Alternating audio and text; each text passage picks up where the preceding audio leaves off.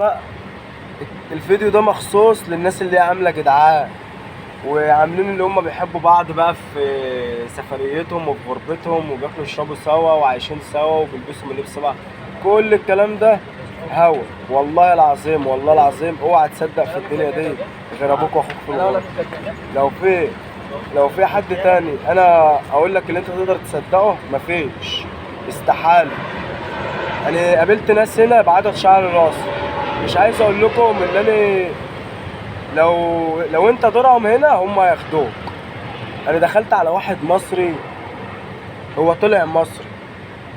طبعا انا داخل اسال على شغل حلاقه وكده، مش اول محل ولا 10 محل، يعني ولا اول محل ولا 10 محل، ده يعتبر جه بعد العشر وبعد العشرين. انت عارف، انا السوري قال لي هات رقمك ودخل يسال صاحب المحل. طبعا المكان ده مشغول او في مثلا زباين او في صنايعيه. دخل السوري قال لي ثانيه واحده هخش جوه واجيلك. قلت له تمام انا مستنيك اهو. دخل جوه يشوف لي عشان لو في كرسي وكده. عارفين تخيلوا كده المصري رد عليه قال له ايه؟ قال له ازاي؟ مش احنا الطقم كامل؟ مش احنا 5 في المحل؟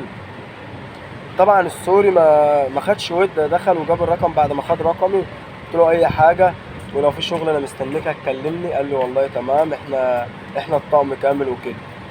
تخيلوا كده انا قلت المصري ده ايه؟ قلت له هو انت مصري؟ قام قايل لي اه. قلت له يعني مش باين عليك؟ قام قايل لي اه.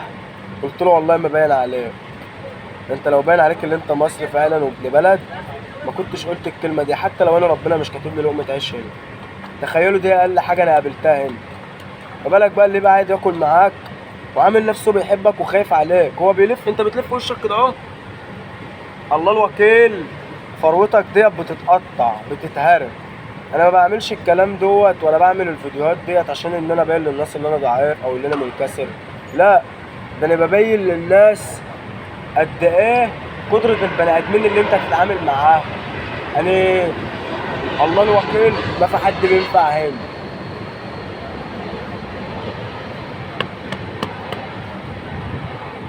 دراعك جاب لا مؤاخذة، يعني انا مش اللي انا بقى ضعيف واللي انا لو مش جدع معلش اعوذ بالله من كلمة انا بشكرش في نفسي انا اللي قبليه. ما كانش زمان عايز اعمل لكم الفيديو دلوقتي. تفكروا ان انا زعلان؟ الله الوكيل انا ماني زعلان. يكفيني اللي انا فعلا خسرت مال، بس عمر المال ما صنع رجال. عمر المال ما يصنع رجال. انا مش زعلان على المال، انا زعلان على الناس اللي انا كنت جايب عليها بكلام وفي الاول وفي الاخر خالص في الاخر خالص طلع تمامها برشام.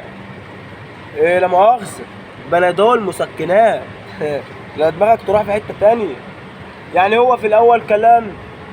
واقول لك على حاجة، البلد ديت ماشية بمبدأ واحد، هي كلمة واحدة بتتكرر على لسانة الكل، سواء مصري اماراتي سوداني بنجالي هندي اتشادي اسواني. هعدلكوا ولا اقول لكم ايه؟ بس اللي انت عملت تمام وعملت اللي انت هنا بتحافظ وكده، انت مش هتخلي هنا. احنا هنجمع. تعال اعمل معايا، تعال اتفضل. الو، يا ريته فاهمني، لو فاهمني هيجي يعمل معايا هيتكلم معايا.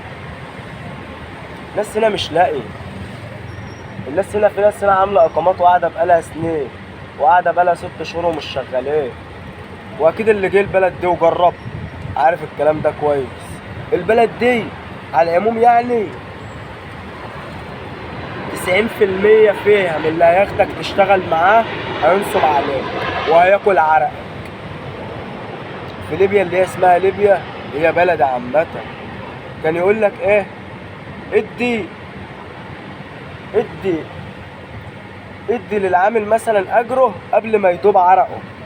يعني تدي للصنايعي اجره قبل ما يدوب عرقه. لا، هنا هياخدك يمص دمك وهيشرب من دمك وفي الاول وفي الاخر هينصب عليك. ابن بلدك بقى هو اللي هيوصله، يعني هو اللي هيوصلك بيه اللي هو ينصب عليه. اوعى تصدق يا قلب اخوك اي حاجه، والله العظيم اوعى تصدق اي حاجه. خدها نصيحة من اخ او صاحب او زي اخ صغير. انا ما بقولكش خدها كلمة من اخ، خدها كلمة من اخ صغير. استحالة ان انت هتقابل ابن بلدك هنا هيقف معاك، ولو وقف معاك يوم هيبقى معلش في الكلمة عايز مصلحة، عايز ياخد فلوسك. لو انت كفاءة هتسند، لو انت مش تمام هتتهان. سلام يا اهل الكلام، وعمر اهل الكلام ما يشغلونا في حاجة، يا شوية اندال. وعلى فكرة البداية من هنا، من الكم ده، الكم ده اكيد. اسمع مني يا خال، الناس دي تمامها كلام واخرها مش تمام. على فكرة ان ده اخر يوم ليا في الامارات، ده اخر يوم ليا عامة في دبي تم. انا اتعذبت كتير اوي هنا، محدش واقف جنبي. بص، والله العظيم والله العظيم اللي انا ما بزود غير النفس، مش مضطر ان انا اكذب عليكم او ان انا مثلا احور او كده. انا بقول كل اللي يرضوني قدام ربنا، انا عملت اللي عليا والباقي على الله. على فكرة انا اتغدر بيا كتير قوي. اللي يقول لك كلمة عمره ما هيعمل بها، لان هو اوله كلام هيبقى اخره ايه، انت عارف الباقي. انا ما بتكلمش وما بوضحش الفيديو دوت مش لشخص معين، الشخص ده لجميع اخواته وجميع الناس اللي انا اعرفها وهي تعرفها. انتوا اكيد عارفين حسن وعارفين تمام حسن على ايه، وعارفين حسن كويس اللي هو مش بتاع لعب عيال. انا الله اعلم، الله اعلم وربنا اللي عالم، ان انا ما اعرفش انا واقف بصور لكم ازاي دلوقتي. بس انا والله العظيم بصور لكم الفيديو ده عشان ان انا كل اخواتي وحبايبي واهلي يعرفوا ان انا مش مقصر في اي حاجه. انا سعيت كتير ومشيت اكتر وكلمت ناس كتير على شغل، وناس قالت لي اكلمك. لحد الان والله العظيم ما حد عبرني. طبعا الفلوس خلصت. انا لو بتهيألي لو قعدت كمان شويه انا مش هنعرف ننزل ولا نعرف نعمل لكم الفيديو ده. بتهيألي انا اكيد ما كنتوش هتبقوا شايفيني دلوقتي لو مش حسن. لو حسن مش جدع، انا مش بشكر في نفسي، مشكرش في نفسه غير ابليس. بس لو حسن فعلا مش تمام ما كانش ربنا كرمه ووقفوا الوقفه اللي هو واقفها دلوقتي. على العموم الناس رايحه جايه تبص عليا، بس انا مش شاغلني اي حاجه، لان عمر الجعان لو كل مال الدنيا كله عمره ما هيشبع. يعني الجعان لو خد مال الدنيا كله عمره ما يشبع. انما انا عايزكم تبصوا لحاجه واحده، بصوا للشبعان اللي عمر ما شغله المال. يعني الشبعان عمره ما شغله المال. على فكره انا مش زعلان، بس انا بحمد ربنا على السراء قبل الضراء. مش معنى اللي انا بقول لكم كده ان انا معلش انا بوضح لكم صورة، بس الفكره في اللي عايز يسافر زياره او ما تجيش عامه لما تبقى جاي على ناس تمام. اوعى تيجي البلد دي الا لما تكون جاي على ناس تمام وعلى شغل، قبل الناس على شغل. لان في الغربه عامه في اي مكان مش هنا بس، وبالذات بالاخص هنا كمان. بص، اخوك في محنتك وابوك في شدتك. بعد كده شد خط طويل للنهاية، مش خط قصير، لا انت تشد خط طويل. ولا صاحب ولا اي حد ولا اي حد بيتهيألي هينفعك. والله العظيم انا بقول لكم كل الكلام ده بثقة، مش ان انا ممكن ربنا ما وفقنيش عشان انا ربنا مش كاتب لي لقمة عيش هنا. خلاص ده نصيبه وانا راضي بيه. بس انا عايز اوضح الصورة بس لكل الناس اللي هي تعرفها. انا عمري في حياتي ما بصيت في رزق حد، ولا على اللي في جيب حد، ولا في شغل حد. يعني انت لو شغال واحسن مني وبتدخل راتب عني، انا عمري في حياتي ما بصيت لك في رزقك ولا في حياتك.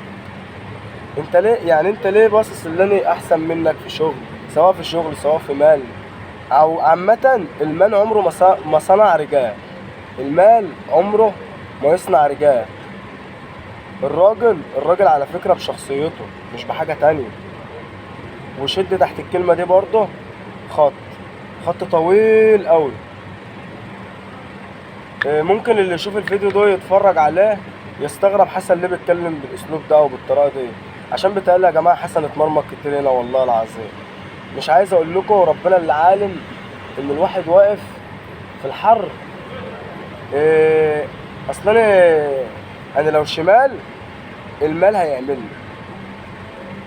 يعني انا مش شمال، عشان كده عمر المال ما يغريني والله العظيم زي ما بحكي لكم كده. وللي بيشوفني دلوقتي وباصص لي وبيتفرج عليا وسامعني كويس، حسابنا في بلدنا مش هنا يا حبيبي، حسابنا في بلدنا مش هنا، عشان هنا احنا في غرب. وانا معلش في الكلمه، مهما هعمل معاك مش هبقى بديلك، مش هبقى بديلك. انا بص، كل واحد يا جماعه في الدنيا دي ليه مقاس، مهما كبر عنه ما بيكبرش، هو مقاسه ما بيتغيرش عامه. فانا عايز اقول لكم على كلمه، يا ريت اللي جدع وعامل نفسه جدع انت مش تمام وما انت السندان. انما انا الحمد لله في اي ارض وعلى اي وضع وفي اي بلد كفاءة في اي مكان، وبطولي مش باللي حواليا ولا بواحد صاحبي ولا بناس انا شغال عندها ولا بكفيل ولا باقامه ولا بسفريه ولا بتذكره. كل الكلام ده مش يجي معايا، يعني هو ما يجيش معايا يعني، لان انا من الشمال. انما انت جعان، انا شبعان الحمد لله، يعني مش شاغلني. لو السفريه ديت ما وفقتش ربنا يكرم باللي احسن منها، وانا مش معترض على فكره، ده انا بحمد ربنا على السراء قبل الضراء. بيقول لك كلمه ابرك من جرنان، لا انا بقول لك كلمه ابرك من مستند كلام. مش هقول لك بقى كلمه ابرك من جرنان، جرنان ايه؟ فرخين ورق، لا، مستند كلام. ولو قدرت، لو فضلت تحت من هنا لتاني يوم، انا عمري في حياتي ما هقول لكم انا شفت صعوبه بجد ازاي في دبي دي، او قسيت فيها بمعنى الكلمه بجد. صرفت كل اللي حيلت على فكره على البايظ، يعني يا ريتني صرفت في الفايده. والله العظيم والله العظيم يا ابن الحلال، اوعى تصدق الناس ده، عشان الناس دي مش تمام، اولها كلام واخرها برشام. ولو انت شمال يبقى الكلام ده على هواه، بس انا الكلام ده مش جيش معايا لاني مش شمال، انا عايز اكلها بالحلال. سلام يا اهل الكلام، يا اللي انتوا ما انتوش تمام، وحسابنا في البلد مش هنا. بص، سيبك انت من اللي يقول لك راجل جدع في الغربه يسندل معاك، الكلام ده كله ده واحد قريبك، ده كان ده ماني، لا لا لا لا لا لا، كله ده اونطه. اوعى تصدق يا حبيب اخوك. لو بص، لو واحد صاحبك كده بيكلمك ويقول لك تعالى لي وفي سكنه، ما تصدقوش والله العظيم اني ما بنام من كتر البق، من كتر العرش. ما تصدقش يا حبيب اخوك اي واحد يضحك عليك ويقول لك تعالى وانا اشوف لك شغل، او تعالى حط السكن، حط حاجتك عندي في السكن وانزل دور على شغل. انا من اول يوم نزلت فيه هنا حجزت سكن بفلوسي، لحد معلش في الكلمه، من اول يوم نزلت فيه هنا يعتبر في نفس الليله بالليل انا خدت سكن بفلوس. ويا ريت